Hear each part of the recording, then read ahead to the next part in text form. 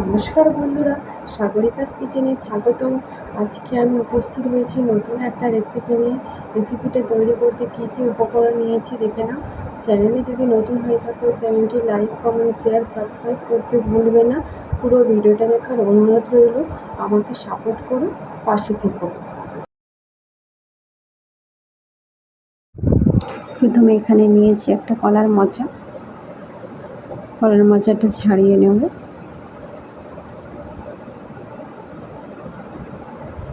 ছাড়িয়ে নিয়েছি, এবার কেটে নিচ্ছি।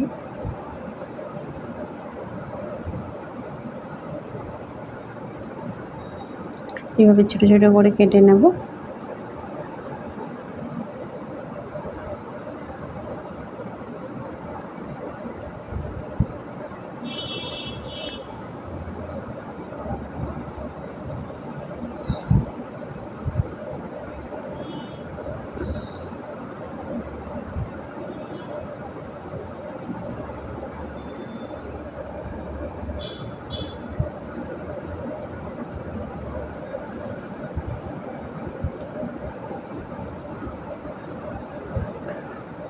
এভাবে পুরো মোচাটা কেটে নিচ্ছি আমি।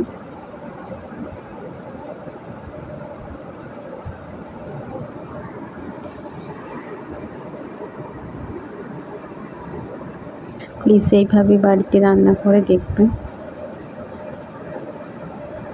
এখানে আলু কেটে নিয়েছি, আলু আর বেগুন। একটু ভালো করে সবগুলো ধুয়ে নেব।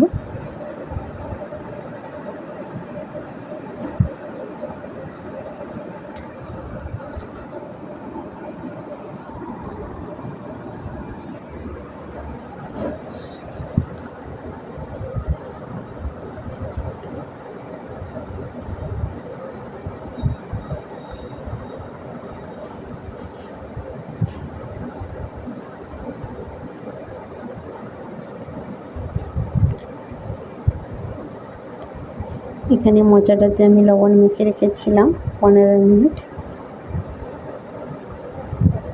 দিয়ে এবারে জল দিয়ে ভালো করে ধুয়ে নেব, কারণ আমি সেদ্ধ করব না। আমি সেদ্ধ করে জল ফেলব না। লবণ মাখিয়ে রেখে দিলে এইভাবে কষটা বেরিয়ে যাবে।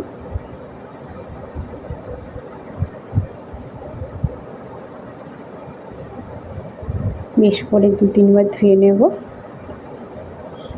পরে দিয়ে দিয়েছি তেল, তেজপাতা, 5 ফোড়ন,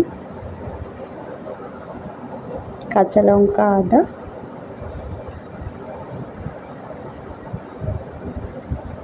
দিচ্ছি টমেটো কুচি।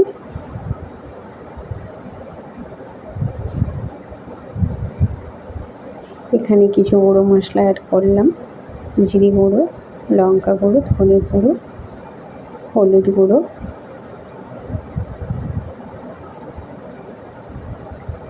কিছুটা গরম মশলার গুঁড়ো। বেগুন আর আলু অ্যাড করে দিলাম, তার সাথে দিয়ে দিলাম মোচা।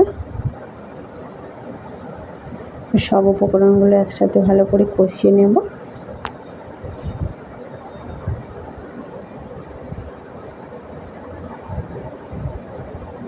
দিয়ে দিলাম লবণ। এখানে আমি কিছুটা পরিমাণ কাঁচা ছোলা ভেজে রেখেছিলাম, ওটা অ্যাড করে দিলাম।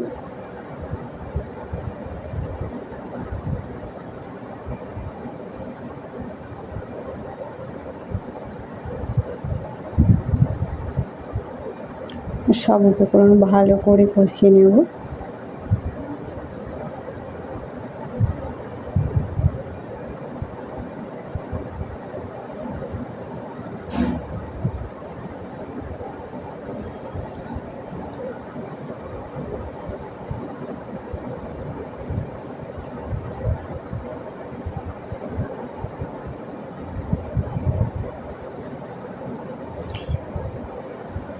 কলার মোচা এইভাবে রান্না করলে খুবই টেস্টি হয় খেতে।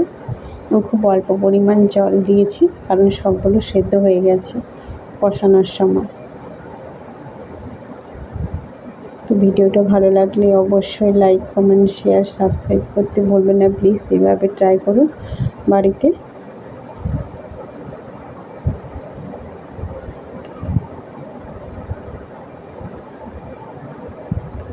খুবই টেস্টি হয় খেতে। মোচা সবাই অনেক রকম পদ্ধতিতে রান্না করেন, তো এই পদ্ধতিতে একবার রান্না করবে,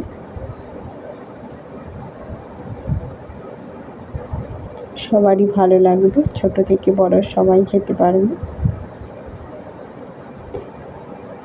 ফিরে আসছি নেক্সট কোনো ভিডিও নিয়ে, ততক্ষণ টাটা।